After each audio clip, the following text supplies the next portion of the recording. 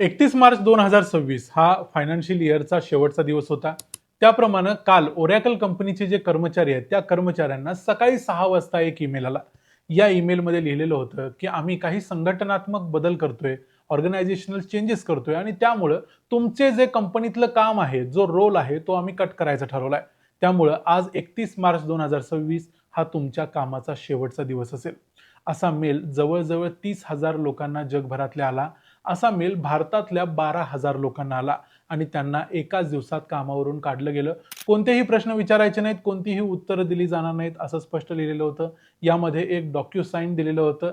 एक document digitally sign करायचं, जेणेकरून तुमचे जे काही शिल्लक राहिलेले कंपनीकडे पैसे असतील, ग्रॅच्युटी असेल, फंड असतील किंवा इतर गोष्टी असतील, जसं की नोटीस पिरियडचे पैसे वगैरे सगळे तुम्हाला मिळतील. पण कोणताही प्रश्न विचारायचा नाही. अशा प्रकारे जगातली एक एवढी मोठी ओरॅकल नावाची कंपनी, जी 1977 पासून जवळजवळ 49 वर्ष अतिशय जबरदस्त काम करते, वर्षाला हजारो कोटी रुपये छापते, या कंपनीला अशी वेळ का आली? याच्या मागे एआयचा रोल आहे का? तर एआयचा रोल डेफिनेटली आहे, पण याच्या मागे फक्त एआय नाही, तर कंपनीचा आधाशीपणा याच्या मागे जबाबदार आहे. त्यामुळे जवळजवळ 30,000 लोकांची घरं उद्ध्वस्त होण्याच्या मार्गावर आहेत. नेमकं काय घडलंय, कसं घडलंय, ओरॅकलमध्ये नेमका काय प्रॉब्लेम झालाय आणि या सगळ्या कर्मचाऱ्यांनी एकाच वेळेला रोजगार कसा गमावला, ते सगळं बघूया आजच्या या व्हिडिओमध्ये. मी आहे रणजित यादव आणि तुम्ही पाहताय द मराठी बाणा. 1977 साली ओरॅकल या कंपनीची स्थापना लॅरी एलिसन याने केली. तेव्हापासून ही कंपनी अतिशय व्यवस्थितपणे काम करते. Database services, cloud infrastructure, ERP, HRM सारखे ऍप्लिकेशन्स, हेल्थ सायन्सेस, जावा या सगळ्यामध्ये या कंपनीचं जबरदस्त काम आहे. या कंपनीचा आता देखील भरपूर प्रॉफिट होतोय. असं नाही की कंपनी लॉसमध्ये गेलेली आहे म्हणून त्यांनी एम्प्लॉईजला काढले. मागच्या क्वार्टरमधला जरी डेटा बघितला तर $6.13 बिलियन एवढं इन्कम, नेट इन्कम या कंपनीने जनरेट केलंय मागच्या एका क्वार्टरमध्ये. आता $6.13 बिलियन जरी रुपयामध्ये कन्वर्ट केलं तर 6×9 = 54, म्हणजे जवळजवळ 54,000 कोटी रुपयाचा फक्त मागच्या क्वार्टरचा रिव्हेन्यू, नेट इन्कम या कंपनीचा आहे, रिव्हेन्यू नव्हे. तर या कंपनीनं एक बिगेस्ट शॉक दिलाय सगळ्या जगाला. त्यांच्याकडचे 30,000 कर्मचारी त्यांनी काढून टाकलेले आहेत. या 30,000 कर्मचाऱ्यांच्या पैकी 12,000 कर्मचारी हे भारतातले आहेत. या कंपनीचे एकूण कर्मचारी होते 1,62,000. त्याच्यापैकी 30,000 लोकांना यांनी एकाच दिवशी काढून टाकलं. हा अतिशय मोठा धक्का जगाला आहे, कारण या अगोदर आपण 1-2,000, 5,000 असे आकडे ऐकलेले आहेत की एवढ्या लोकांना अचानकपणे ले ऑफ केलं गेलं. पण या ठिकाणी 30,000 लोकांना काढून टाकले. जवळजवळ 18% लोक एकाच दिवशी यांनी काढून टाकलेत. मग असं करायचं कारण काय? अशी वेळ कंपनीवर नेमकी कशामुळे आली आणि का आली ते थोडक्यात बघूया. तर ओरॅकलने हे जे काही केलंय याच्या मागे एआय जबाबदार आहेच, पण एआय बद्दलचा आधाशीपणा देखील जबाबदार आहे. या कंपनीला म्हणजे ओरॅकलला असं वाटायला लागलं की एआय म्हणजे फ्युचर आहे आणि त्यामुळे एआय मध्ये नवीन इन्फ्रास्ट्रक्चर निर्माण केलं पाहिजे. जगभरातल्या अनेक कंपन्या जसं की क्लाउडे, कोवर्क वगैरे आपण यांना बघतोय. त्याचबरोबर ओपन एआय आहे किंवा जेमिनाय आहे, या सगळ्या एआयचं काम करतायत. या सगळ्या कंपन्या एआय मध्ये काम करतायत, पण त्यासाठी डेटा सेंटर्स कुणीतरी उभारले पाहिजेत. त्यासाठी या कंपनीने ठरवलं की आपण एआय इन्फ्रास्ट्रक्चर उभा करायचं, त्यासाठी डेटा सेंटर्स निर्माण करायचे आणि अशा पद्धतीने जवळजवळ $300 बिलियन अशा प्रकारचं एआय इन्फ्रास्ट्रक्चर आम्ही उभं करू, असं कमिटमेंट या कंपनीनं ओपन एआयला दिलेलं आहे. म्हणजे दरवर्षी जे काही लागेल इन्फ्रास्ट्रक्चर ते ओपन एआयला ओरॅकल कडून पुरवली जाईल.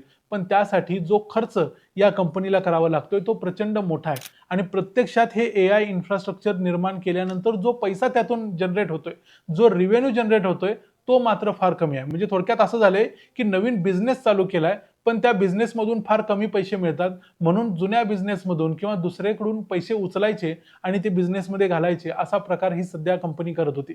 त्यामुळे झालं असं की येणारा रिव्हेन्यू आणि ऍक्च्युली लागणारा खर्च यामध्ये तफावत निर्माण झाली आणि साधारण $10 बिलियन एक तुटवडा प्रत्येक क्वार्टरली या कंपनीला करायला लागत होता. मग आता कंपनीला प्रत्येक वेळी हे पैसे कर्ज घ्यावे लागत होते, बाहेरून उचलावे लागत होते आणि तसं त्यांनी कर्ज घ्यायला सुरुवात केली. यांचं कर्ज 89 बिलियन वरून वाढून 124 बिलियन पर्यंत वाढत गेलं आणि त्यांना आता या कर्जाचा मोबदला कसा द्यायचा हे समजत नव्हतं. तेव्हा कंपनीच्या लक्षात आलं की आपल्याकडे भरपूर स्टाफ आहे आणि या स्टाफचा जो पगार आहे तो जर आपण कमी केला तर आपण या संकटावर मात करू शकतो. म्हणून त्यांनी ठरवलं की साधारण 30,000 कर्मचाऱ्यांना काढून टाकायचं. हे 30,000 कर्मचारी कुठले आहेत? हे 30,000 कर्मचारी हे मिडल लेवलला आणि सिनियर लेवलला काम करणारे कर्मचारी आहेत. यांचा पगार देखील वर्षाला साधारणतः 1 CRच्या आसपास आहे. त्यामुळे होतंय असं की यांना काढून टाकलं की खूप मोठा प्रश्न मिटतो असं कंपनीला वाटलं आणि म्हणून त्यांनी या कर्मचाऱ्यांना काढून टाकलं, जेणेकरून त्यांचे $10 बिलियन जो काही त्यांचा लॉस प्रत्येक महिन्याला या डेटा सेंटर्समध्ये व्हायला आहे तो भरून काढण्यासाठी यांना काढून टाकलं. आणि यांना काढून टाकण्याचं आणखी एक कारण होतं की या कंपनीला आता कुणी नवीन लोन देत नाही आहे. त्यामुळं थोडक्यात त्यांनी घर जाळून कोळशाचा व्यापार करतात तसं काहीतरी प्रकार केला आणि आपल्या कर्मचाऱ्यांना काढून टाकलं आणि ते पैसे वाचवले. तेच पैसे ते पुढे आता डेटा सेंटर्समध्ये खर्च करणार आहेत. पण एकीकडे बघितलं तर एवढ्या सगळ्या कर्मचाऱ्यांना काढलं म्हणून शेअर मार्केटनं मात्र वेगळ्या पद्धतीनं रिस्पॉन्स दिलाय. ओरॅकलचे शेअर्स 6% वाढलेले आहेत. पण या कर्मचाऱ्यांचं काय हा प्रश्न अनेकांना निर्माण होऊ शकतो. या कर्मचाऱ्यांना कंपनीने सांगितलं की जेवढी वर्ष त्यांनी नोकरी केलेली असेल तेवढ्या प्रमाणात त्यांना तेवढ्या महिन्याची सॅलरी मिळेल, प्लस त्यांचा जो काही नोटीस पिरियड आहे तो मिळेल. याशिवाय 15 दिवसांची एक्स्ट्रा सॅलरी कंपनी देणार आहे. म्हणजे एवढं सगळं करून देखील कंपनीला परवडतं की या कर्मचाऱ्यांना कधीही कामाला न ठेवणं आणि त्यासाठी कंपनीनं यांना चटकन काढले. यामध्ये धोक्याची गोष्ट ही असणार आहे की या कंपनीनं जो काही विचार केलाय त्यामध्ये आणखी 12,000 कर्मचाऱ्यांना आणखी महिनाभरानं काढलं जाऊ शकतं. जेव्हापासून आर्टिफिशियल इंटेलिजन्सचा जोर वाढत चाललाय, जगभरात सगळ्या कंपन्या एआयचा वापर करतायत, त्यामुळे कर्मचाऱ्यांच्या कामावरती याचा परिणाम होतोय. मागच्या 18 महिन्यात जर बघितलं तर भारतातल्या मोठ्या मोठ्या कंपन्या म्हणजे TCS, विप्रो, इन्फोसिस यामध्ये जवळजवळ 80,000 कर्मचाऱ्यांनी आपला रोजगार गमावलाय. याशिवाय टेक महिंद्रामध्ये वगैरे 12,000 लोकांनी आपला जॉब मागच्या 18 महिन्यात गमावलाय. जगभरात म्हटलं तर 2,45,000 लोकांच्या नोकऱ्यांवर याचा परिणाम झालाय. म्हणजे डायरेक्ट IT मध्ये काम करणारे किंवा IT रिलेटेड सर्व्हिसेसमध्ये काम करणाऱ्या लोकांच्यावर परिणाम झालाय. अमेझॉन, इंटेल, मायक्रोसॉफ्ट, मेटा या सगळ्या कंपन्यातून काही हजार कर्मचाऱ्यांना मागच्या वर्षी किंवा त्या अगोदर काढण्यात आलेला आहे. त्यामुळे याचा मोठा परिणाम जगभरातल्या सगळ्या IT इंडस्ट्रीवर होतोय. एकूणच याला सास्पोकॅलिप्स जे म्हटलं जातंय की सॉफ्टवेअर ॲज अ सर्व्हिसेस मधला अपोकॅलिप्स. त्यामुळे हे एक मोठं संकट IT वरती आलेलं आहे आणि हे रिअल आहे. याच्यावरती मात करण्यासाठी IT कर्मचाऱ्यांना आपलं अपस्किलिंग करणं गरजेचं आहे.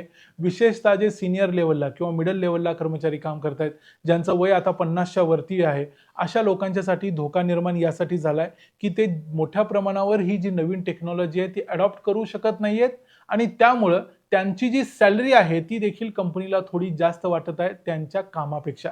म्हणून कंपन्या जास्तीत जास्त करून या सिनियर लोकांना किंवा मिडल मॅनेजमेंट किंवा मिडल लेवलला असणाऱ्या लोकांना कामावरून काढतायत, जेणेकरून भरपूर पैसे वाचतील.